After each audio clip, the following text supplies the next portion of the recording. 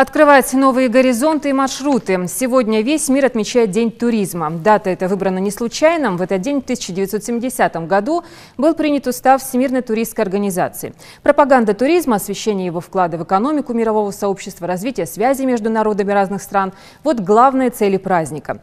В Ингушетии развитию туризма уделяется не меньше внимания, чем другим отраслям. Горные пейзажи, вековые башенные комплексы и могильники не оставляют равнодушными гостей региона. Не стоит забывать и о равнинном туризме. Мемориальный комплекс, Башня Согласия, Назрановская крепость. Республике есть что показать и чем удивить. Подробнее об этом в репортаже Амины Боковой. Вид потрясающий, красиво, где с одной стороны все зелено, а с другой стороны такие снега лежат.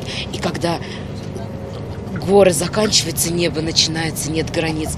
Очень красиво. Очередная группа туристов приехали полюбоваться необыкновенной красотой горных пейзажей. Только за последние 9 месяцев Ингушетию посетили порядка 40 тысяч путешественников, которые смогли увидеть красоты горной Ингушетии, соприкоснуться с историей народа, побывать в храмах и подняться на вершины гор. К концу года в региональном туризме надеются, что эта цифра возрастет до 50 тысяч. Тем более, что для этого создаются все условия. Более 20 туристических маршрутов, Аланские ворота, 100-метровая башня Согласия, мемориал памяти и славы. Ингушетия готова предложить целую сотню достопримечательностей. Горный экстрим, рецепт долголетия, средневековые святыни. Мы совершали тур по республикам Северного Кавказа. А Ингушетия – это основная часть нашего путешествия. Мы долго этого ждали. Нам очень здесь нравится. Мы поражены тем, насколько трепетно вы относитесь к своим гостям и какое вы внимание уделяете каждому из нас. Таргимская котловина, Джракско-Асинское ущелье – один из крупнейших средневековых башенных комплексов Ингушетии и Гекал, один из древнейших христианских храмов Ткабаирды, башенный комплекс Вовнушки. Природа и достопримечательности просто поражающие своим разнообразием. В комитете стараются регулярно обновлять туристические маршруты.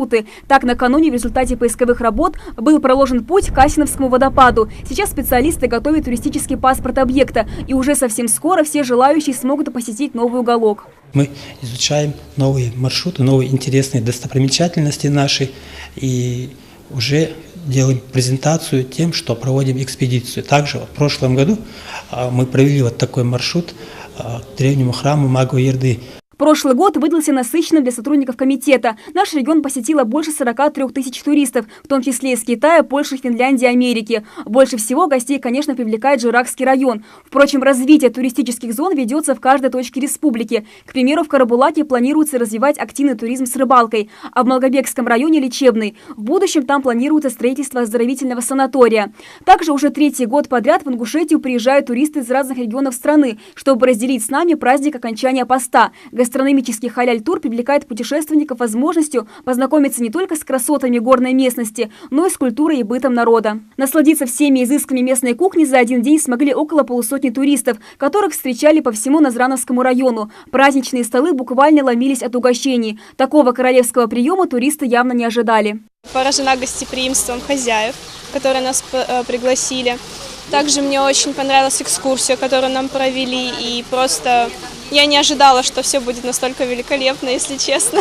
Несмотря на то, что идет такая глобализация, скажем так, да, здесь вот такие островки традиционности, да, и вы этому рады, и это помогает обществу, в принципе, развиваться, да, то есть не тормозит, а развиваться. Поэтому на самом деле очень приятно. Развивается в Ингушетии не только внешний, но и внутренний туризм. Еще несколько лет назад жители региона из равнинной части редко выбирались на отдых в горы. Сегодня целыми семьями выбираются не только в летнее время на пикник, но и зимой покататься на лыжах.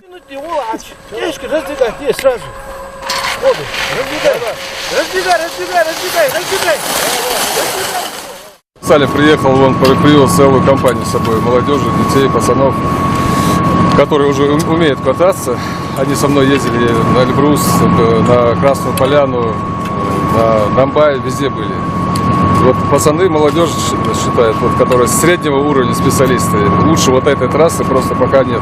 Кстати, всесезонный горнолыжный курорт Армхени первый раз представляет свой потенциал на ежегодной туристической выставке «Инг-Экспотур» в рамках форума «Деловая Ингушетия».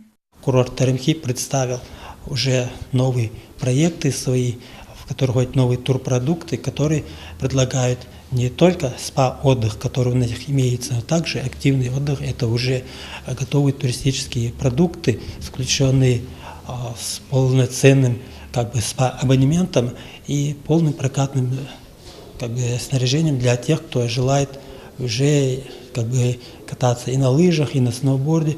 Говоря о развитии туристического потенциала, не забывают и о квалифицированных кадрах. Так, Комтуризм Ингушетии заключил соглашение с 3 российскими вузами о выделении целевых мест для будущих сотрудников ведомства. Те, кто свою будущую профессию мечтал связать с походами, путешествиями, смогут отучиться по специальности туризм. Амина Бокова, Рахман Суров, Новости 24.